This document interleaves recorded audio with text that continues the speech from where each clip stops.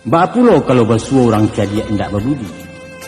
Cadia itu paralu dalam hidup. Tapi yang sangat lebih paralu adalah orang yang cadia tahu je pandai. Cadia utaknya memikirkan, tahu menenggang hati orang dan pandai melalukan kebenaran. Tapi cadia saja tidak menaruh tahu je pandai, namun cadia buruan.